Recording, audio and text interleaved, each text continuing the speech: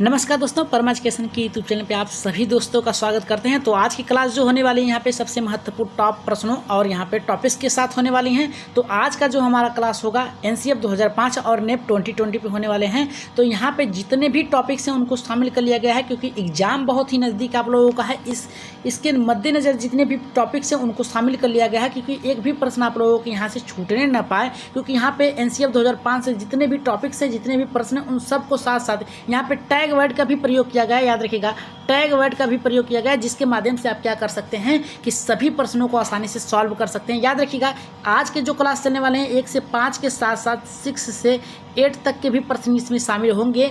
जितने भी यहाँ पे एनसीएफ 2005 से प्रश्न अब तक आए हैं 3 से 4 नंबर, उन सब को यहाँ पे शामिल कर लिया गया है। तो चलिए शुरू करते हैं आज के पहले क्लास से। लेकिन आगे बढ़ने से पहले बता दें, जो लोग नए अभी तक सब्सक्राइब नहीं किया है हमारे चैनल को, तो सब्सक्राइब के साथ साथ बेल आइकन का बटन दबा लें ताकि लाइव आने पर आप लोगों के पास एक नोटिफिकेशन पहुंच जाए या फिर वीडियो अपलोड करने पे आप लोगों के पास नोटिफिकेशन का वीडियो पहुंच जाए। तो चलिए शुरू करते हैं। शेयर कर दीजिए अपने अपने ग्रुपों में, फिर इसके बाद हम लोग अपने क्लास पे आगे बढ़ेंगे और लाइक करना न भूलें, ठीक है। लाइक भी कर दीजिए। चलिए शुरू करते हैं। एनसीएफ 2005 से कितने प्रश्न बनते हैं। देखिए, एनसीएफ 2005 का मतलब होता है राष्ट्रीय पाठ्यचर्या की रूपरेखा 2005 यानी नेशनल कैरिकुलम फ्रेमवर्क 2005। कहता क्या है कि किस तरीके से हमको बालक को पढ़ाना चाहिए। यहाँ पे देखिए क्या कहता है, ये कहता है कि राष्ट्रीय पाठ्यचर्या की रूपरेखा 2005 का एक ऐसा दस्तावेज है जिसमें ऐसे विषयों पर चर्चा की गई है कि बालकों को क्या और किस प्रकार से पढ़ाना जाना चाहिए। याद रखिएगा, इसमें क्या कहता है कि हमें किस प्रकार से बालकों को सर्वांगी विकास करना है, किस तरीके से पढ़ाना है ताकि बालक अपने परिवेश में किस तरीके से ढल सके, ठीक है। तो यही कहता है एनसीएफ 2005। और आगे बढ़ते हैं। अगला हमारा देखिए क्या करा है यहाँ पे।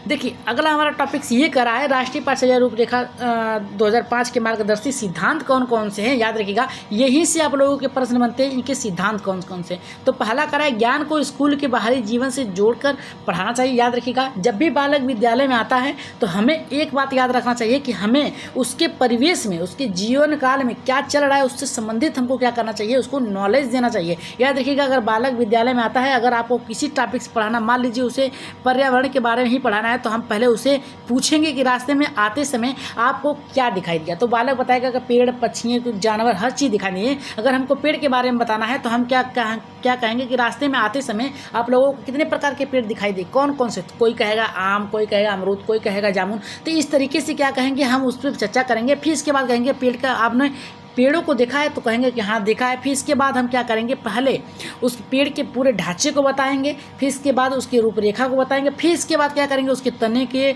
इसके जड़ के, उसके फल के बारे में हम बता सकते हैं। यानी उसके बाहरी जीवन के साथ साथ जोड़ के स्कूल के ज्ञान को समाहित करके उसे पढ़ाना चाहिए। तो आगे बढ़ते हैं। यहाँ पे देखिए दूसरा हमारा क्या करा है, ऑप्शन में हमेशा आपको नजर आता है रटन करके आता है, तो वो ऑप्शन आपका गलत होगा। तो यहाँ पे देखिए कह रहा है पढ़ाई को रटन प्रणाली से मुक्त किया जाना चाहिए। यानी क्या करा, स्टडी सोल्ड भी freed of the root system. मतलब क्या है कि आपको बालक को रटने से नहीं, उसके तर्कात्मक पर बल देना चाहिए। बालक का अगर कह रहा है कि अगर आप कहेंगे कि 1 + 1 कितना होता है, तो बालक कहेगा 2। लेकिन हम अगर ये रटंत हो गई, ठीक है, अगर हम बालक को कहेंगे तुम बताओ कि 2 कितने तरीके से लिख सकते हैं, ठीक है, तो बालक कहेगा 0 + 2 कर सकता है, या फिर कर सकता है 2 + 0 कर सकता है बराबर 2 कर सकता है, या फिर कर सकता है 1 + 1 कर सकता है 2 कर सकता है। इस तरीके से बालक को क्या कर सकते, तर्कात्मक तरीके से हमको क्या करना सिखाना चाहिए। रटंत प्रणाली जो होता है यहाँ पे दिया है, रटंत प्रणाली से मुक्त होकर उस बालक को पढ़ाना चाहिए, ठीक है, जिससे बालक का विकास हो के, ठीक है। याद रखिएगा, अगर ऑप्शन में दे रहा है रटंत तो उससे तुरंत काटिएगा, निगेटिव वर्ड है, ठीक है। यहाँ पे देखिए अगला हमारा यहाँ पे क्या कर रहा है, अगला प्रश्न हमारा ये टॉपिक्स कर रहा है कि पाठ्यचर्या पाठ्य पुस्तक केंद्रित ना हो। मतलब क्या करा है, जो पाठ्यचर्या है यानी जो बालक का वातावरणीय जीवन है, उसके जो परिवेश है, उसे पाठ्य पुस्तक केंद्रित न बनाकर मुक्त वातावरण के साथ उसे क्या करना चाहिए, पढ़ाना चाहिए। अगर ऐसा आपको ऑप्शन दे रहा है तो ये आपका गलत होगा। लेकिन याद रखिएगा, पाठ्यचर्या जो है पाठ्य पुस्तक केंद्रित ना हो, मतलब जो उससे पढ़ाना चाहिए और जो बुक में है उससे संबंधित ना हो, ठीक है, उसके वातावरण, उसके परिवेश से जोड़कर होना चाहिए। और यहाँ पे नेक्स्ट हमारा कह रहा है कि विद्यालय में दी जाने वाली शिक्षा को विभिन्न प्रकार की गतिविधियों से जोड़ना चाहिए। जैसे मान लीजिए अगर आप खेल का निर्माण कर रहे हैं तो खेल के संबंधित हम क्या कहेंगे, बालक को अलग अलग तरीक़ों से खेल के बारे में बताएंगे। और जब बालक खेलेगा तो उसका शारीरिक विकास होगा, बौद्धिक विकास होगा, यानी हर गतिविधियों में भाग लेने के लिए उससे क्या करेंगे, प्रोत्साहित करेंगे, ठीक है। आगे बढ़ते हैं यहाँ पे अगले टॉपिक्स पे। देखिए अगला टॉपिक्स हमारा यहाँ पे क्या करा है, यहाँ पे कह रहा है हमारा अगला टॉपिक्स कि राष्ट्रीय मूल्यों के प्रति आस्थावान विद्यार्थी तैयार किए जाएं। मतलब क्या है, बालक को अपने हित के साथ साथ, अपने परिवेश के साथ साथ अपने देश के प्रति भी क्या करना चाहिए, उसे उत्साहित करना चाहिए ताकि वो अपने देश के प्रति कुछ कर सके। यहाँ पे कह रहा है कि तैयार करने की बात कर रहा है, मतलब क्या है, अपने देश के विकास में अपनी योगदान दे सके। ठीक है, तो इस तरीके से बालक को पढ़ाना चाहिए। आगे बढ़ते हैं अगले टॉपिक्स पे। तो जो लोग ने अभी तक सब्सक्राइब नहीं किया तो याद रखिएगा सब्सक्राइब कर लीजिएगा। बहुत ही अच्छा टॉपिक्स यहाँ पे चल रहा है एनसीएफ और नेप से। तो यहाँ करा है कि देखिए अगला क्या करा है कि सुझाव कौन कौन से हैं, राष्ट्रीय पाठचर्या की रूपरेखा 2005 के प्रमुख सुझाव कौन से हैं। सुझाव का मतलब क्या है कि इस तरीके से पढ़ाना चाहिए। ठीक है, यहाँ पे देखिए क्या कह रहा है हमारा, पहला देखिए हमारा कह रहा है कि बालक सक्रिय है, चाइल्ड एक्टिवेट, वह स्वयं से जाने और सीखे और नई नई चीज़ों के को यहाँ पे आजमा कर यहाँ पे जोड़ तोड़ कर गलतियां करे और स्वयं सुधारे। मतलब क्या करा कि अगर बालक किसी कार्य को कर रहा है, अगर वो गलत हो गया तो हमें क्या करना है, उसे प्रोत्साहित करना चाहिए, तुम ये कर सकते हो। ठीक है, इसके बाद क्या कर सकता है बालक, फिर गलतियां करेगा, लेकिन एक समय ऐसा आएगा जब बालक उस कठिनाई को पार कर लेगा और सक्सेस हो जाएगा। इस तरीके से हम कह सकते हैं कि बालक जब गलतियाँ करता है तो वहाँ पर वो निगेटिव नहीं पॉजिटिव होता है, क्योंकि बालक जब किसी कार्य को करता है, एक बार गलत हो गया तो सोचेगा कि हमारी गलती कहाँ है, फिर उस गलती को सुधार कर क्या करेगा यहाँ पे तोड़ मोड़ कहने का मतलब है कि उस गलती को सुधार कर वो क्या करेगा, स्वयं सुधार करेगा और स्वयं ही उस गलती को सुधार कर सीखने का प्रयत्न करेगा। इसलिए बालक हमेशा सक्रिय होता है, याद रखिएगा, सक्रिय होकर सीखता है।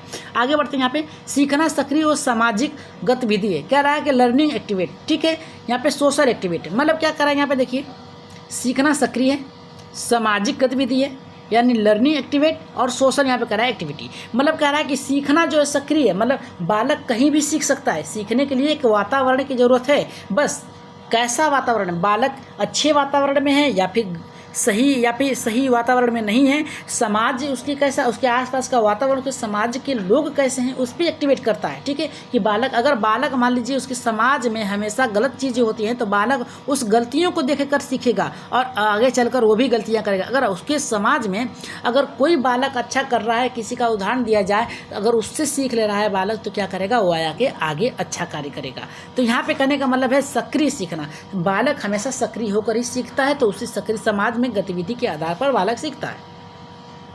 आगे बढ़ते हैं अगले टॉपिक्स में। देखिए यहाँ पे क्या करा है, याद रखिएगा ये टॉपिक्स बहुत ही महत्वपूर्ण है, इसी स्टार हम लगा देते हैं क्योंकि यहाँ से आप लोगों को प्रश्न बन सकते हैं। कह रहा सीखने में यांत्रिक बार बार नहीं होनी चाहिए। यांत्रिक का मतलब होता है रटने पर ध्यान नहीं देना चाहिए, बालक को क्या करना, करके सीखने पर बल देना चाहिए। दूसरा हमारा कह रहा है कि सीखने को डर अनुशासन की जगह आनंद एवं संतोष से जोड़कर होना चाहिए। यानी भी कह रहा है कि अनुशासन, बालक अनुशासन में रहेगा तो जितना आप कहेंगे उतना ही सीखेगा, लेकिन बालक को अगर हम कहेंगे कि तुम अपने सक्रिय भागीदारिता के साथ, अपने समूह में, अपने समवयस्कों के साथ अगर सीखो तो बहुत ही अच्छे तरीके से क्या कर सकता है, वो सीख सकता है। जैसे अगर किसी चीज़ को सिखाना है तो बालक खेल खेल में ही सिखा सकते हैं। संतोषजनक का मतलब ये होता है कि बालक की संतुष्टि जहाँ पर हो उससे संबंधित हो।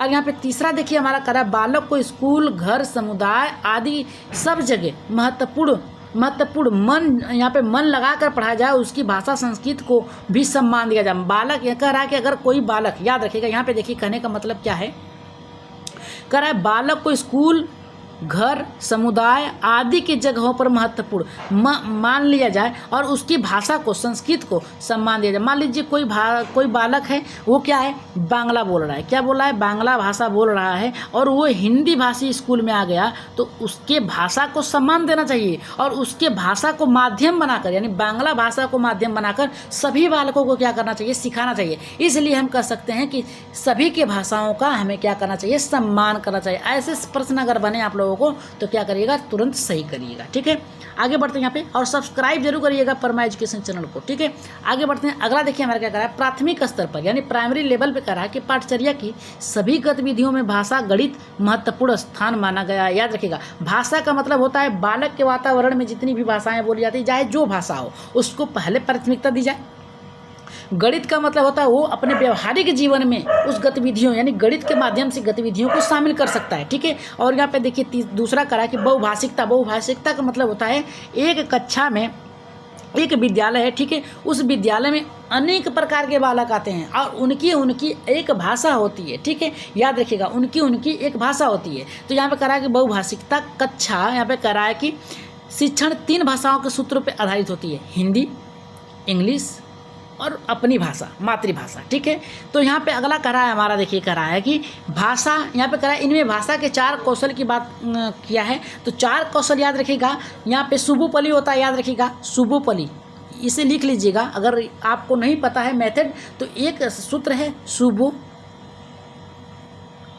ठीक है, शुभोपली ये सूत्र है, इसे याद कर लिया तो आप भाषा के 4 कौशल एक क्रम में लिख सकते हैं। कभी कभी आपको सी टेट में देता है, इसे याद रखिएगा, सी टेट में देता है कि भाषा के सभी कौशलों को एक क्रम में रखिए, तो आप शुभोपली को याद रखिएगा, ठीक है। शुभोपली, सु से सुनना, ब से बोलना, प से पढ़ना, ली से लिखना, ठीक है, याद रखिएगा। शुभोपली का मतलब होता है सुनना, बोलना, पढ़ना, लिखना। तो एक क्रम में रखा जाए तो एक क्रम पहला पे आएगा सुनना, दूसरे पे आएगा बोलना, तीसरे पे आएगा पढ़ना और चौथे पे आएगा यहाँ पे लिखना, ठीक है। बालक जब सुनेगा किसी चीज़ को तो उसे बोलने का प्रयास करेगा, और जब बोलने का प्रयास करेगा तो उसे पढ़ने का प्रयास करेगा। लिखने से पहले बालक पढ़ लेता है, लिखने से पहले बालक बोल लेता है, लिखने से पहले बालक सुनता है, तो लास्ट में लिखता है, याद रखिएगा। अपने विचार मन में लाता है तब इसके बाद लिखता है। जब बालक के मस्तिष्क में विचार आता है तभी क्या करता है, बालक लिखता है, ठीक है।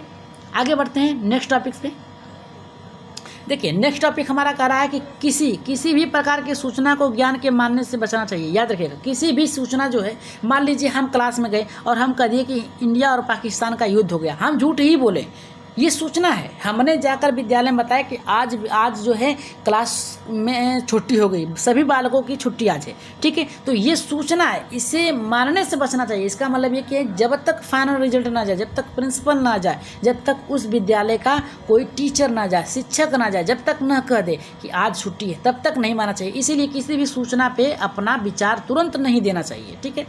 अगला कह रहा है हमारा कि विद्यार्थियों को दी जाने वाली शिक्षा में शिक्षण सूत्र जैसे, याद रखिए, जो भी बालकों को शिक्षा यहाँ पे दी जा रही है उसके शिक्षण सूत्र जो है ज्ञात से अज्ञात की ओर, याद रखिएगा, मूर्त से अमूर्त। अब ज्ञात से अज्ञात के मतलब क्या होता है, 1 से लेके 5 तक का जो बालक होता है, पहले किसी वस्तु को हम दिखाएंगे, वो बालक देखा है तो वो ज्ञात हो गया, ठीक है।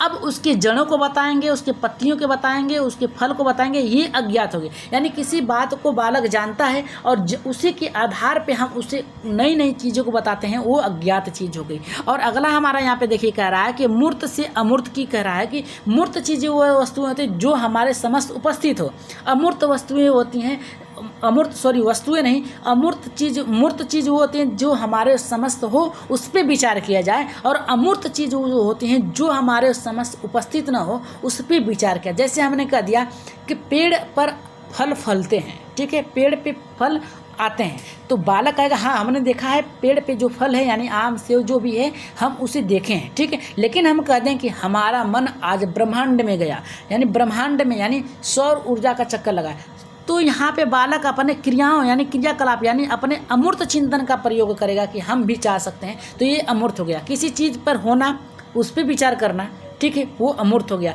कोई चीज़ वस्तु न हो उस पर विचार करना, उस पर वो अमूर्त कहलाता है। तो यहाँ पे देखिए अगला हमारा कह रहा है कि यदि शिक्षण सूत्रों का अधिक से अधिक प्रयोग किया जाए, याद रखिएगा, शिक्षण सूत्र का प्रयोग करके ही बालकों को सिखाना चाहिए, ठीक है।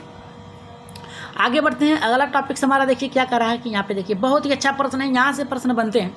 कह रहा है कि सजा व पुरस्कार की भावना, याद रखिएगा, पनिशमेंट एंड, यहाँ पे कह रहा है कि वेंजेंस, यहाँ पे कह रहा है सीमित किया जाना चाहिए, यानी सजा एवं पुरस्कार की भावना जो है सीमित किया जाना चाहिए। जहाँ पर पुरस्कार अगर ऑप्शन में दिया है, सजा दिया है, निगेटिव वर्ड है, उसे काट दीजिएगा तुरंत, ठीक है। यहाँ पे कह रहा है कि शैक्षिक गतिविधियों में बच्चों के अभिभावकों को यानी पेरेंट जो हैं उनको जोड़ना चाहिए। मतलब कभी कभी क्या करना चाहिए, कुछ ऐसी गतिविधियाँ करनी चाहिए जिसमें उनके पेरेंट यानी उनके माता पिता को भी शामिल करना चाहिए। किसको? माता पिता को भी शामिल करना चाहिए। अगला कह रहा है हमारा कि विशाल पाठ्यक्रम वो मोटी किताबों शिक्षा प्रणाली की असफलता का प्रतीक होता है। याद रखिएगा, हमें बालक को मोटी मोटी किताबों और यहाँ पे क्या पुस्तकों से बचाना चाहिए, भारी भारी भरकम किताबें नहीं। बालक को तर्कात्मक, जिसमें बालक विचार कर सके, अच्छे से सीख सके, ऐसे पुस्तकों का प्रयोग करना चाहिए, ठीक है। आगे बढ़ते हैं अगले टॉपिक्स पे। देखिए इस टॉपिक्स पूरा हो गया है, अगला देख लेते हैं। यहाँ से देखिए क्या कर रहा है हमारा, मूल्यों को उपदेश देकर नहीं वातावरण देकर, यहाँ पे क्या करा, स्थापित किया। मूल्यों का मतलब होता है कि वो यहाँ पे कह रहा है कि यहाँ पे नियम की बात कर रहा है, नियम की बात कर, नियम की नहीं, वातावरण के देकर से बालक के परिवेश में क्या घटनाएं घटित हो रही हैं उस पर उपदेश देकर बालक को सिखाना चाहिए। अगला कह रहा है पुस्तकालय में बच्चों को स्वयं पुस्तक चुनने के अवसर देना। बालक से हम कहेंगे आज अपने मनपसंद की पुस्तक लाओ। कोई बालक जाएगा तो वहाँ से गणित की किताब उठा लाएगा, ठीक है, कोई जाएगा अंग्रेजी उठा ला जाएगा, ठीक है, कोई जाएगा हिंदी उठा ले जाए। तो इससे जिसमें रुचि होगी, इससे उसके बालक में पता चलेगा कि बालक किसमें रुचि ले रहा है। उस तरीके से हमें उसके सब्जेक्ट के अनुसार, उसके मनोदशा के अनुसार उन्हें पढ़ाना चाहिए, ठीक है। अगला देखिए हमारा क्या कर रहा है, सांस्कृतिक कार्यक्रम में मनोरंजन, स्थान और सौंदर्य बोध पढ़ाना चाहिए। याद रखेगा प्राथमिक स्तर पे बात किया है, 1 से लेकर 5 तक के बालकों की बात कर रहा है कि सांस्कृतिक कार्यक्रम है। जैसे क्या है, किसी भी मान लीजिए हम क्या कर रहे हैं कि 26 जनवरी की बात कर रहे हैं, ठीक है, याद रखिएगा 26 जनवरी की बात कर रहे हैं या 2 अक्टूबर की बात कर रहे हैं, तो हमें गांधी जी के चित्र के साथ, उनके कार्यों के साथ दिखाना चाहिए ताकि बालक के मस्तिष्क में वो पिक्चर बैठ सके, ठीक है। आगे बढ़ते हैं अगले टॉपिक्स पे। यहाँ पे देखिए क्या कर रहा है, अगला हमारा कर रहा है कि शिक्षकों को अकादमिक संसाधनों व नवाचार आदि समय पहुंचाना चाहिए। मतलब क्या करा कि अकादमिक मतलब बालकों को अनेक अनेक तरीके से क्या करना चाहिए, नए नए विचारों, नए नए तरीकों को बताना चाहिए जिससे बालक क्या करें, सीख सके। जैसे हम कह सकते हैं कि बालक को हम कहेंगे कि यहाँ से तुमको दिल्ली जाना है, ठीक है। अगर दिल्ली जाना है, दिल्ली जाते समय, ठीक है, आप क्या क्या करेंगे, तो बालक क्या करेगा, नवाचार मतलब नए विचार को प्रकट करेगा। याद रखिएगा नए विचारों के साथ वहाँ पे पहुँचने, कहेगा कि हम खेलेंगे, हम ये देखेंगे, स्विमिंग पूल देखेंगे, कुरुक्षेत्र देखेंगे, हम लाल किला देखेंगे, इंडिया गेट देखेंगे, जो भी देखना होगा बालक अपने विचारों के माध्यम से बताएगा। अगला कह रहा है कि समुदाय को मानवीय संसाधन, ठीक है, ह्यूमन यहाँ पे कह रहा है कि रिसोर्स के रूप में प्रयुक्त होने के अवसर देना चाहिए। बालक को हमेशा उन समुदाय के बीच में छोड़ना चाहिए, ऐसे व्यक्तियों के बीच ले जाना चाहिए जहाँ से उसे कुछ उपदेश मिल सके, ठीक है, कुछ अच्छा सीख सके।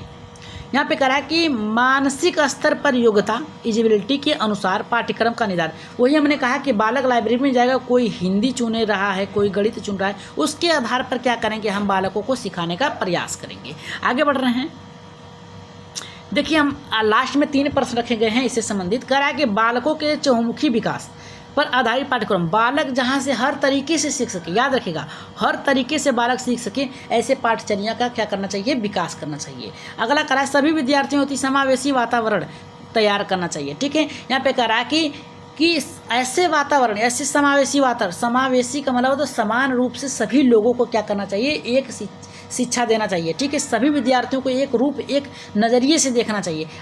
इसे क्या कहते हैं, समावेशी का मतलब होता है, समावेशी वातावरण का मतलब होता है समान रूप से सभी बालकों के लिए एक जैसा वातावरण उपलब्ध कराना, ठीक है।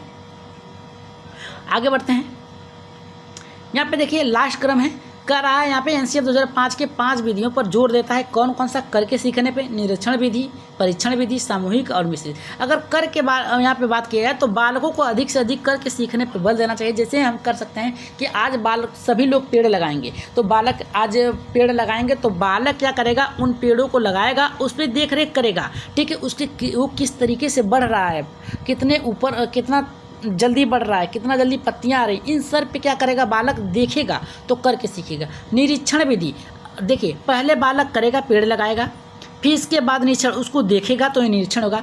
परीक्षण, क्या क्या उसमें हो रहा है, क्या क्या गलत है। सामूहिक विधियाँ, सभी लोग क्या करेंगे, मिलकर किसी कार्य को करेंगे, सामूहिक। मिश्रित विधि, मिश्रित मतलब अलग अलग, ठीक है, मिश्रित मतलब मिलकर, कोई बालक कोई कार्य कराए, कोई बालक कोई कार्य कराए, तो दोनों को मिलाकर उस कार्य को करना ही क्या कराए, मिश्रित हो जाए। आगे बढ़ते हैं, अगला हमारा यहाँ पे करा कि एनसीएफ 2005 शिक्षक के प्रति दृष्टिकोण, यहाँ पे शिक्षक ज्ञान के स्रोत नहीं अपितु करा कि एक ऐसा सुगम करता है जो सूचना अर्थबोध बदलने की प्रक्रिया में विविध उपायों द्वारा बच्चों में सहायक होता है। कह रहा है कि एनसीएफ 2005 कह रहा है कि शिक्षक के प्रति दृष्टिकोण जो शिक्षक का ज्ञान का स्रोत नहीं अपितु एक ऐसा सुगम करता होना चाहिए जो अर्थबोध बदलने में प्रक्रिया में विविध उपायों द्वारा बच्चों हेतु सहायक हो। मतलब कह रहा है कि शिक्षक जो होता है ज्ञानी होने से कुछ नहीं होगा जब तक वो शिक्षक अपने बालकों को, अपने जितने भी बालक उसके समकक्ष हैं, उसके कक्षा में हैं, उनके अर्थबोध के गहन शक्ति का प्रयोग न करने में उसको उपयुक्त प्रशिक्षण दे सके, तब तक वो शिक्षक नहीं है। इसलिए क्या करना चाहिए, शिक्षक को ऐसे गतिविधियों का निर्धारण करना, ऐसे वातावरण का निर्धारण करना चाहिए जिसमें बालक अच्छे तरीके से सीख सके। आगे बढ़ते हैं यहाँ पे देखिए, पॉजिटिव और नेगेटिव वर्ड से बात करेंगे हम। यहाँ पे कह रहा है हमारा, यहाँ पे देखिए कह रहा है कि नेगेटिव वर्ड पहचान कर किस तरीके से प्रश्नों को हम लोग क्या कर सकते हैं, सोल्व कर सकते हैं। अगर पॉजिटिव प्रश्न पूछा है, याद रखिएगा, अगर सकारात्मक प्रश्न पूछा है तो हम नकारात्मक खोजेंगे, अगर नकारात्मक पूछा है तो सकारात्मक। तो हमें यहाँ पे केवल, मात्र, सिर्फ, दंड, सजा, ये क्या है, नेगेटिव वर्ड पूछा है तो हमें क्या करना है, हमें नेगेटिव वर्ड ढूंढ कर सकारात्मक प्रश्नों को सॉल्व करना। तो चलिए देखते हैं कौन सा प्रश्न यहाँ पे है। देखिए हमारा कह रहा है कि एक प्राथमिक विद्यालय की अध्यापिका बच्चों को एक प्रभावशाली समस्या समाधानकर्ता बनने के लिए किस प्रकार को प्रोत्साहित कर सकती है। पहला करा है प्रत्येक छोटे कार्य के लिए भौतिक पुरस्कार देना। देखिए पुरस्कार हमने कहा था वो गलत है। कह रहा है केवल प्रकृति या ज्ञान पर महत्व देना। देखिए केवल शब्द की बात किया है, ये भी गलत है।